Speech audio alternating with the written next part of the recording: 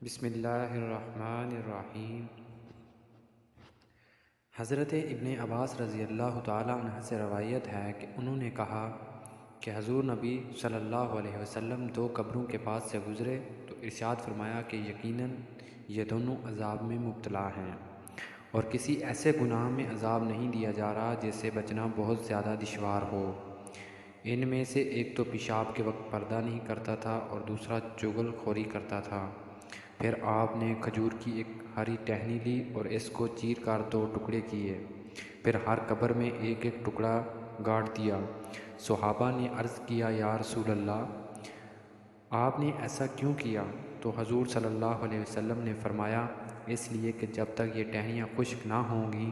ان دونوں کے عذاب میں تخفیف ہو جائے گی۔ حضرت ابو ہریرہ رضی اللہ تعالیٰ عنہ روایت کرتے ہیں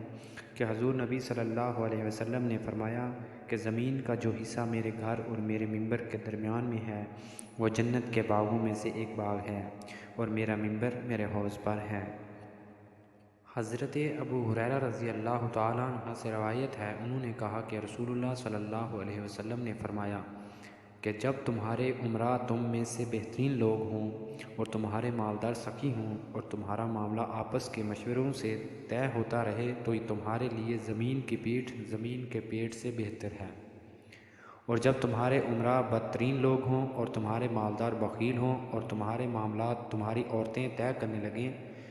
تو تمہارے لیے زمین کا پیٹ زمین کی پیٹھ سے بہتر ہے۔ حضرت عبداللہ بن عباس رضی اللہ تعالیٰ عنہ سے روایت ہے، انہوں نے فرمایا کہ جب کسی قوم میں خیانت ظاہر اور کھلم کھلا ہونے لگتی ہے تو اللہ تعالیٰ اس قوم کے دل میں اس کے دشمنوں کا خوف اور ڈر ڈال دیتا ہے، اور جب کسی قوم میں زنا کاری پھیل جاتی ہے تو اس قوم میں بکثرت موتیں ہونے لگتی ہیں، اور جو قوم ناپ تول میں کمی کرنے لگتی ہے اس قوم کی روزی کاٹ دی جاتی ہے، اور جو قوم ناحق فیصلہ کرنے لگتی ہے اس قوم میں خون ریزی پھیل جاتی ہے، اور جو قوم عہد شکنی اور بد عہدی کرنے لگتی ہے اس قوم پر اس کے دشمن کو غالب و مسلط کر دیا جاتا ہے۔ حضرت عبداللہ بن مسعود رضی اللہ تعالیٰ عنہ سے روایت ہے کہ رسول اللہ صلی اللہ علیہ وسلم ایک چٹائی پر سو کر جب اٹھے تو آپ صلی اللہ علیہ وسلم کے جسم مبارک پر چٹائی کا نشان پڑ گیا تھا۔ تو عبداللہ بن مسعود رضی اللہ تعالیٰ عنہ نے عرض کیا کہ یا رسول اللہ صلی اللہ علیہ وسلم، کاش آپ ہم لوگوں کو حکم فرماتے کہ ہم لوگ آپ کے لیے بچھونا بچھا دیتے اور آپ کی راحت کا سامان کر دیتے۔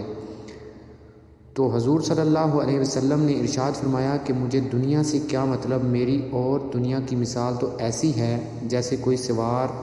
کسی درخت کے سایہ میں کچھ دیر بیٹھ جاتا ہے اور پھر اس درخت کو چھوڑ کر چل دیتا ہے۔